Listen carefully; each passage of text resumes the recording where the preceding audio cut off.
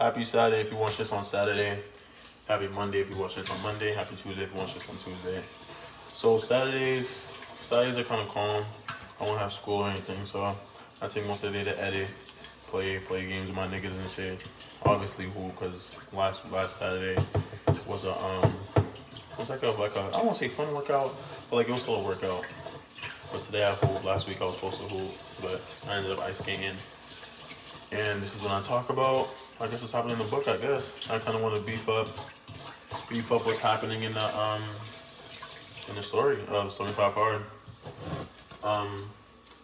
So in the story of, only because like I read it. So I read Becoming Supernatural about 3 times already. It's about 300 something pages, and it's a good read for those who feel that they aren't stronger than their thoughts. I'll say the way that I got into this book is because how you got short is the way that I got into like other reads. I felt like, I don't want to say like I wasn't at a taste of myself, but like I feel like I'm getting older. I need to like increase the way like the way my brain works, but I want to have some like original thought. Like I don't want to say the main substances that like I absorb is like social media, but like it really is though. Doing this 75 hard definitely reduced a bunch of time that I'm on my phone and a bunch of time that like I'm on social media and shit, and it's benefiting me. And I would say like I started reading around the pandemic. I definitely started working out around the pandemic, so that's why this challenge is a little easier. But I started off reading the Four Agreements, and then started reading The Power of Now. If you haven't got hit to a Toltec series, I would start reading that. I think the main 4 things that I got from that book was, don't take things personal, don't make assumptions, and it's a lot of like self-explanatory things too. Like obviously you don't want to make assumptions, but another one is be impeccable with your word. Like don't half-ass shit. Don't half-ass shit. And I feel like me doing this isn't just for me, but for the people like around me too though. Like I knew I was getting an education. I knew the kind of person I was around, like my friends and shit. And I feel that I want to be that like grounding force that like causes others to want to like be good for themselves too.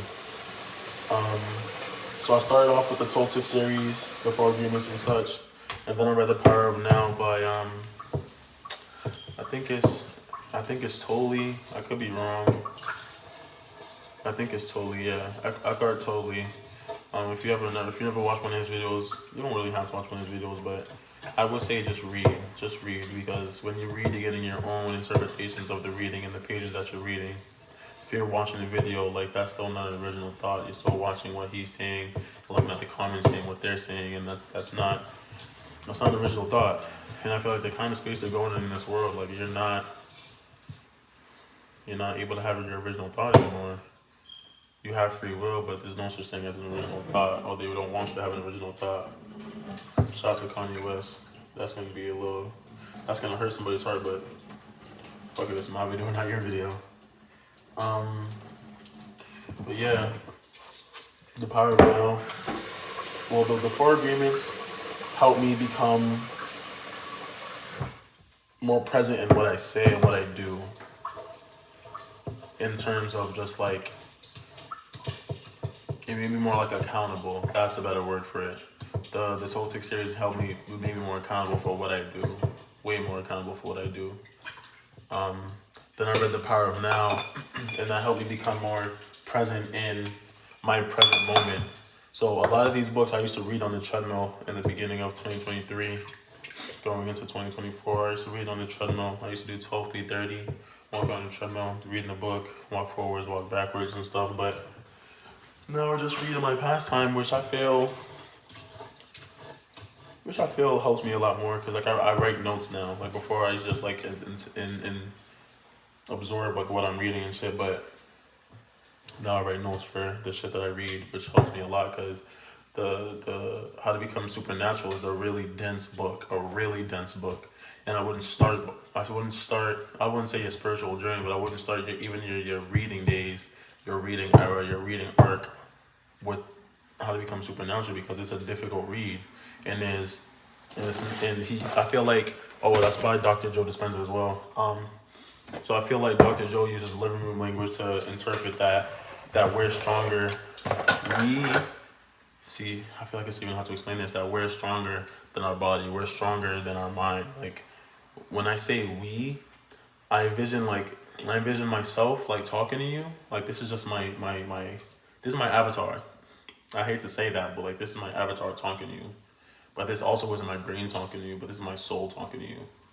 I feel like that's what I'm getting from How to Become Supernatural, because it's training you to control your thoughts, and your thoughts create different gene expressions in your body. So like he uses, and I know in the beginning of it, I don't have the book on me, it's in the room, I'm not gonna really go because I'm already recording, but I know in the beginning he uses a lot of personal experiences to, I guess, like engage to the reader, because obviously the reader's not gonna think, oh, my thoughts don't control my body, my thoughts control what I do. But like once you realize like your thoughts create your actions, and your actions are based on your emotions, and your emotions are your energy in motion.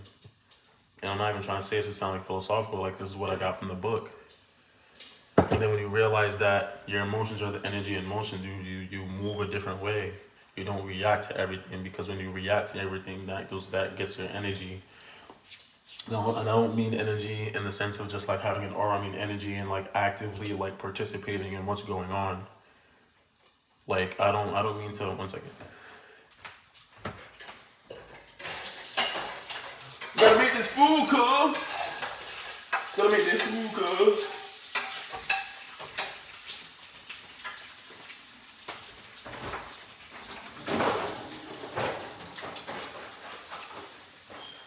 What did you say? Know what I'm feeling. Know what I'm feeling.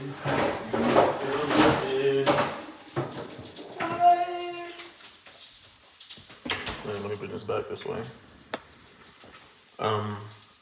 So what I'm essentially saying is like, fuck, I forgot where I was going. Yeah, so energy and motion. So like, just because you see an argument in the middle of the street, you have the chance, right, to say, hey, am I gonna go help this person that's in an argument, or am I just gonna mind my business? If you have the energy to go help that person, whatever happens after that, that shit's on you. If he want to hit you with the 40 and you looking at the sky after that, then that's on you. You want to put your energy into what was going on, now look at you, folded, concrete. Then that's just an extreme version. But like smaller versions of that, 3 eggs. You throw 3 eggs with the soaked milk. Stop playing with me. Throw that with the rice, throw some tuna in that. It might not seem the greatest, but my diet is to get high protein.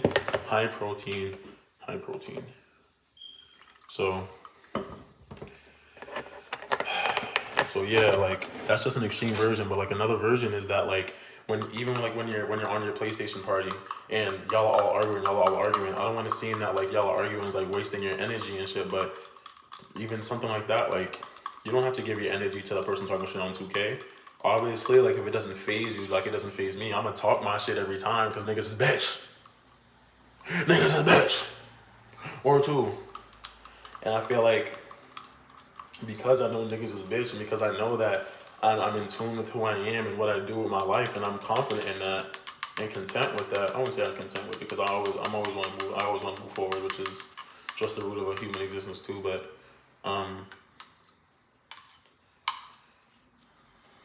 But yeah, I feel like that's what the first couple pages, the first 30 pages, 40 pages of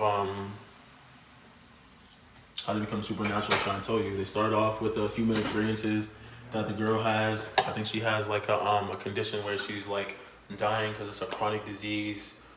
She joins his meditation, joins his classes. All of a sudden she's smooth, she's good. And that's just like, and that might seem like that's not real, but he gives you time after time after time after example after example after example. And that's up to you if you want to believe it or not. But a nigga like me, I feel like I believe it because I've been through so much in my life. And obviously I could think to crash out, but I didn't crash out because you see where I am today. And if you know me personally, like, you know what I've been through. And I could have crashed out and I didn't. I stuck to the plan. I stuck to the grind. And I feel like everyone else can interpret in their own different ways. Like, I stuck to my grind, like, giving my energy to specific things. And even when I was younger, I didn't even realize I was even intellectually even doing this for real. But I didn't really listen to drill music like that because I felt like it was gonna change the way that I thought, change the way that I moved. And at a young ass age, how the fuck did I even know that I was gonna do that? Because it's crazy. If you watch how they clone Tyrone, they have the same thing. They had niggas, and I believe it's facts. I believe it's facts. They didn't just drop them for no reason. They had black people in the cage, had them listening to different things, and it changed the way that they would move. They changed the way that they act. They changed their emotions, and it's factual because then in pages I think 80 to like 140, they talk about frequencies and how frequencies essentially change the fabric of our gene expressions and the fabric of our emotions, and that's factual because nigga, you listen to Alicia Keys. You're gonna move like this, you're in a smooth mood, you feeling lovely, you feeling like you about to ga. But then you listen to 6ix9ine right after that, you know you're not gonna be in that same mood no more because of the vibrations from that song is changing you. And you can say, no it doesn't, no it doesn't. But then that's you fighting it. You feel me? Because if I were to walk in this room and it was you and your mans or you and your shorty, and I'm like, yo, I'm gonna make y'all laugh real quick. I leave, I come back, I grab my man's Weezy's toy, throw it in your man's face. Your shorty's gonna laugh. Your shorty's gonna laugh, and then you're gonna be on some.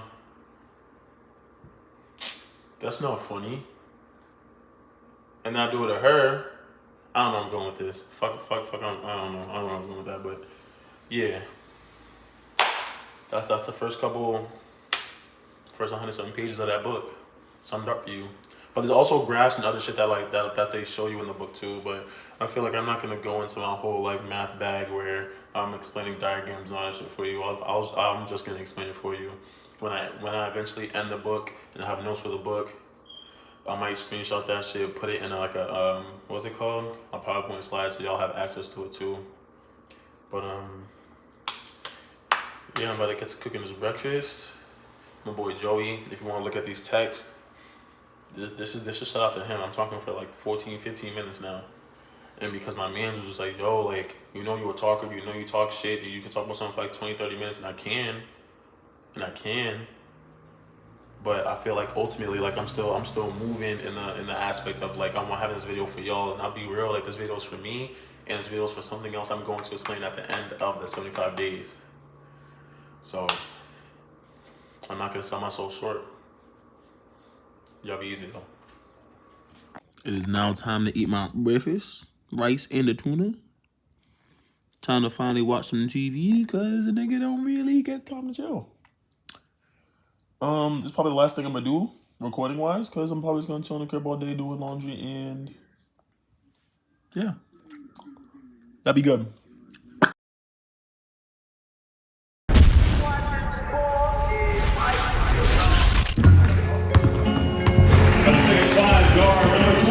Dion Houghton. Hey, I'm Doc Rivers and I'm watching Dion Houghton. Live.com.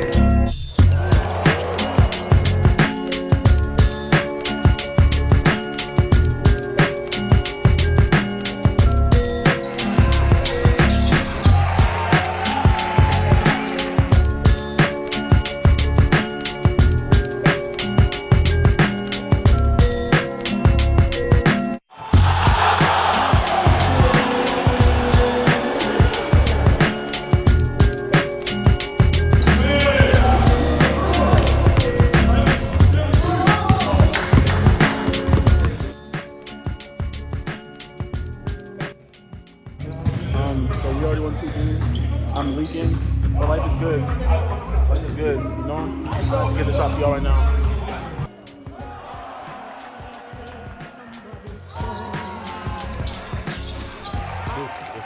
I'm very excited. I think I'm gonna get a lot better there. I think by choosing this school, I chose the hard way. I could have went to other colleges. I think it would have been easier.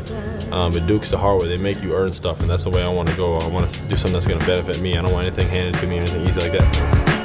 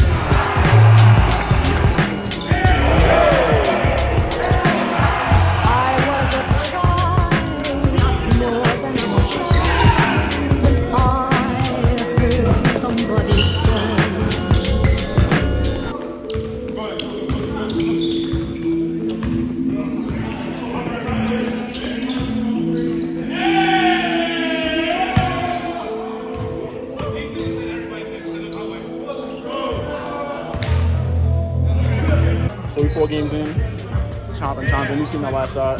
I'm just having fun. Assist game on stupid. Chop game unshooted. Defense unshooted. But we outside for us. Good game.